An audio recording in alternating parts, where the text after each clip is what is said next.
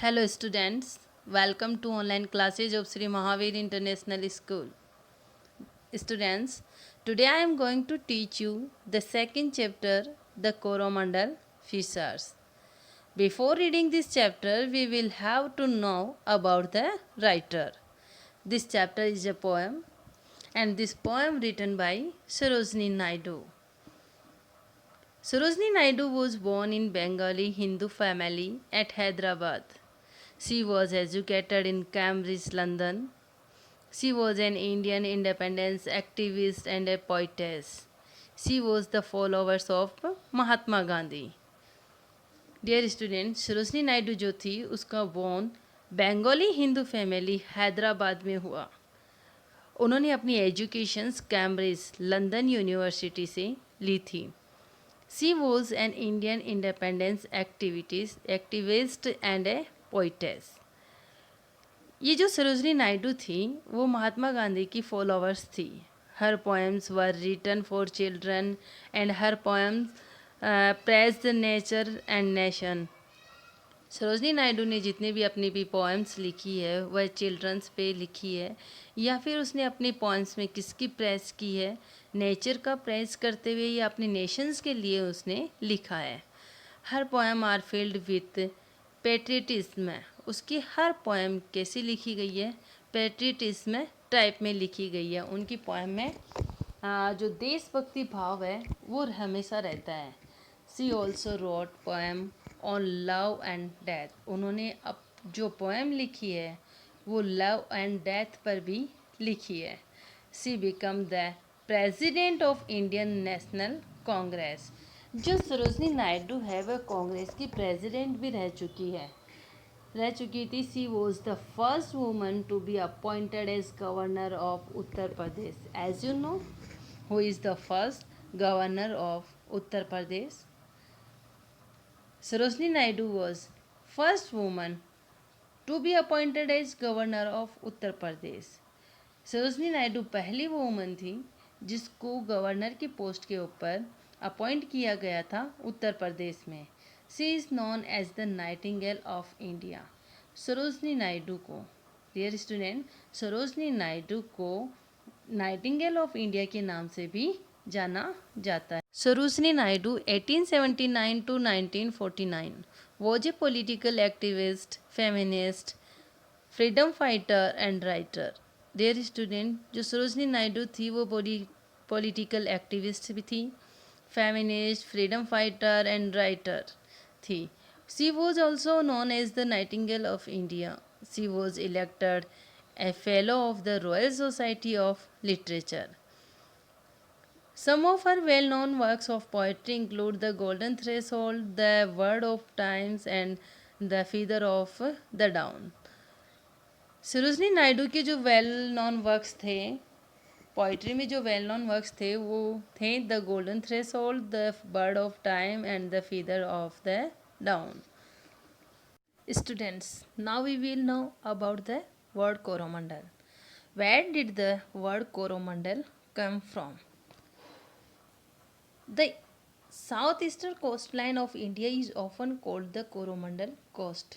The word Coromandel is believed to have come from the way European traders in the 17th century mispronounced the name of a Tamil village called Karimanal. The southeastern coastline of India is often called the Coromandel Coast. Coromandel Coast किसको कहा गया है? South eastern coast line of India को कोरोमंडल कहा गया है. The word Coromandel is believe to have come from the way European traders in the 17th century.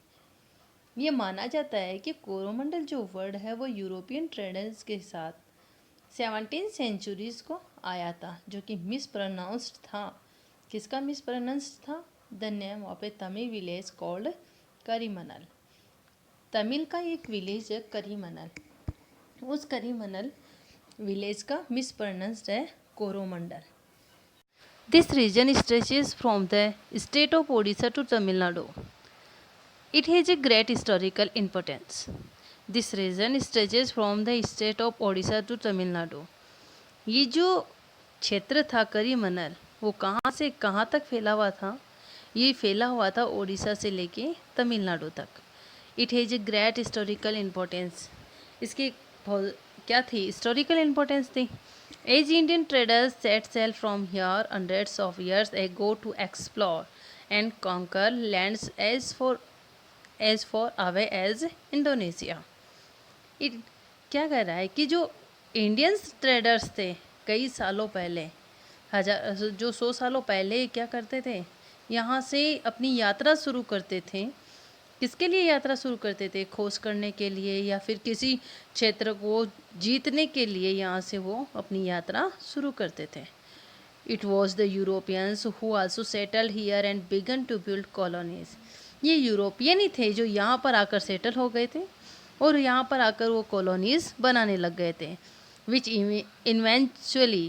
Eventually resulted in parts of the area being ruled by them.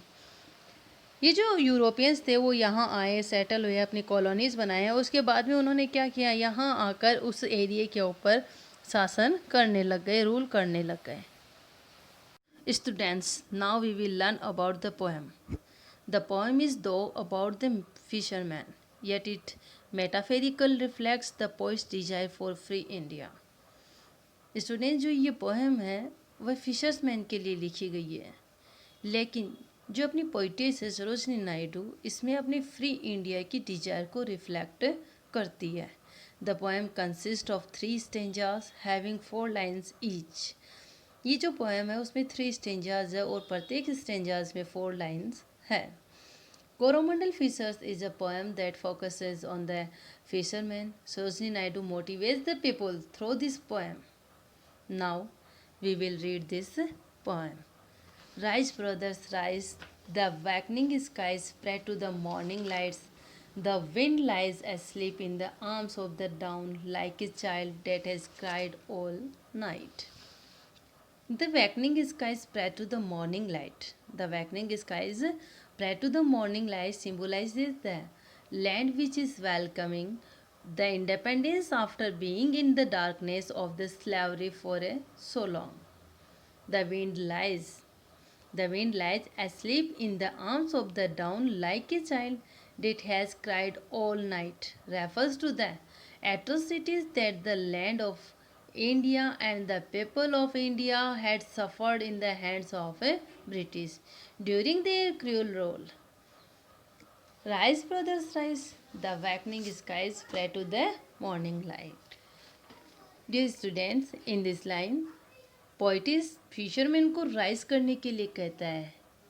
क्यों कहता है fisherman को rise करने के लिए? क्योंकि दिन अपीयरिंग होने वाला है।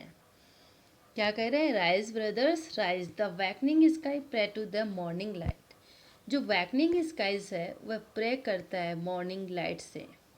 किससे प्रे करता है? मॉर्निंग लाइट से। The wakening skies pray to the morning light. जागने वाला जो आसमान है वह सुबह की रोशनी के लिए प्रार्थना करता है। इट मीन्स रात में जो आकाश सो रहा था वह जाग गया है और जो लाइट्स का है वो वेलकम कर रहा है। The wind lies asleep in the arms of the dawn like a child that has cried all night. The wind, जो विंड है वह एक बच्चे की तरह सो रही है। The wind lies asleep in the arms of the dawn like a child that has cried all night. जो विंड है वह एक बच्चे की तरह सो रही है जो रात भर रोया है। इट मीन्स क्या कहना चाह रहा है कि जो तूफान है, जो सी विंड है, कौन सी विंड? सी विंड है, जो वो शांत है। सुबह होने के कारण जो तूफान आने वाला है वह अभी शांत है, क्योंकि विंड है वो एक बच्चे की तरह सो रही है। इस प्रकार हवा बच्चे की तरह है जो रात भर रोती है और अब चुप है। Come let us gather our nets from the shore and set our catamarans free.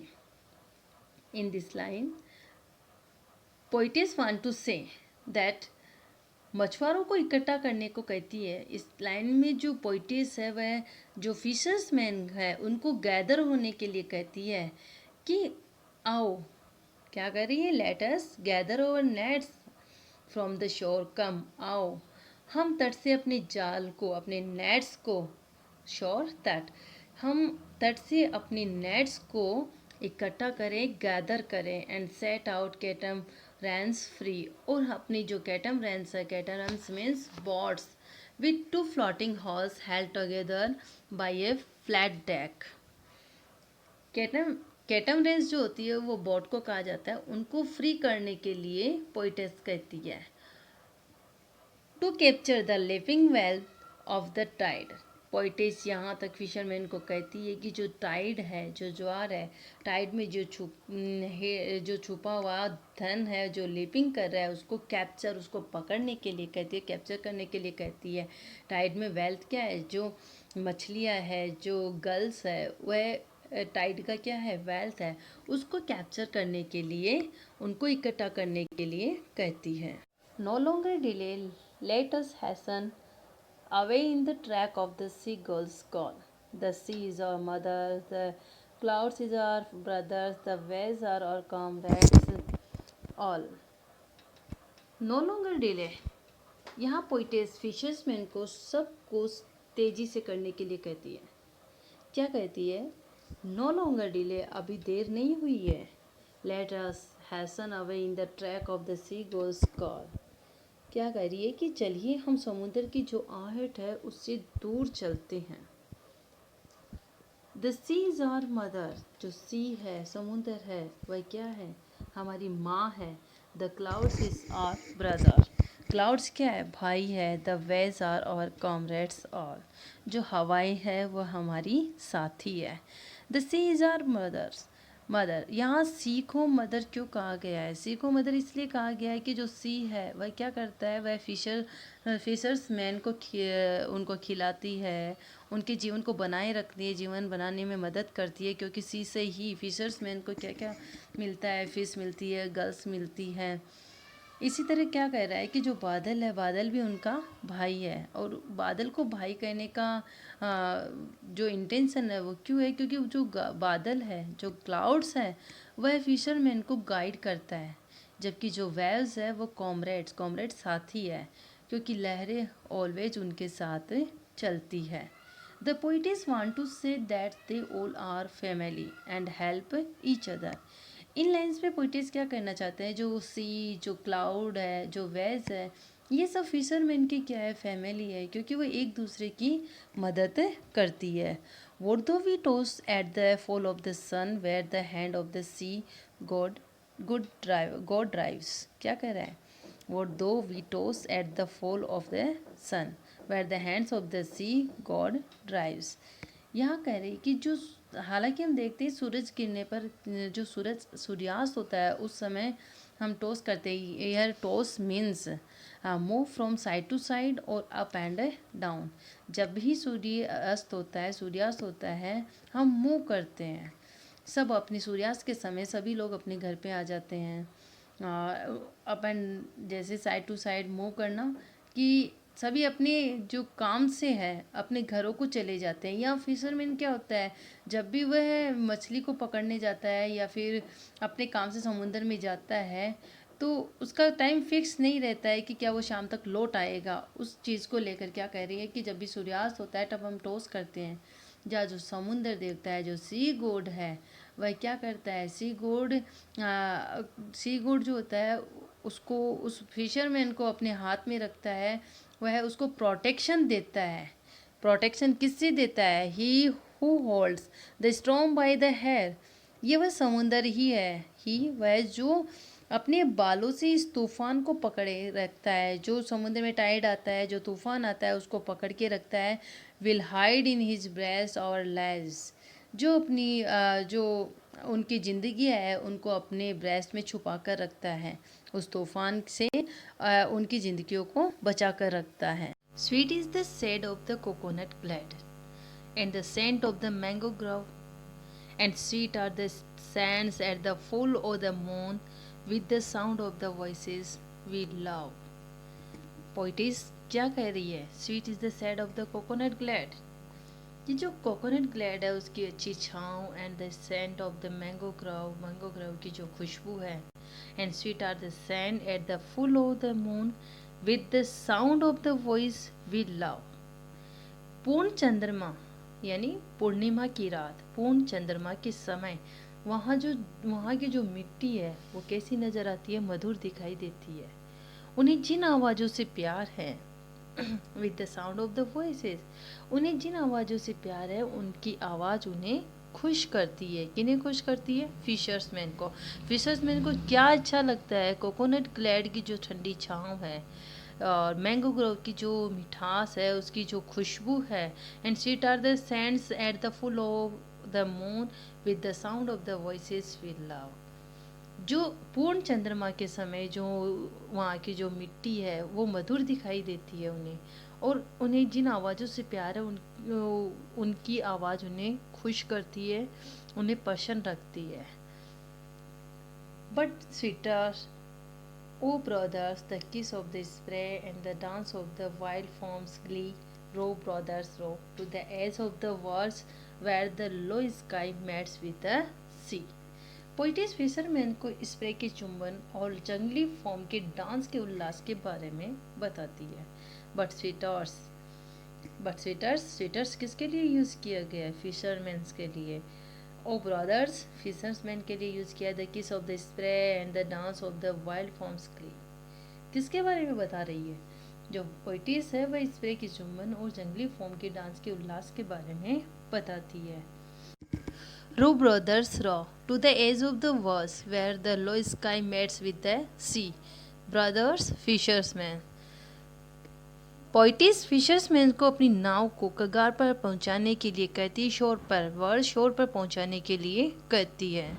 As of the world की एज शोर पर पहुंचाने के लिए कहती है। Where the low sky mates with the sea, जहां आकाश समुद्र से जुड़ जाता है।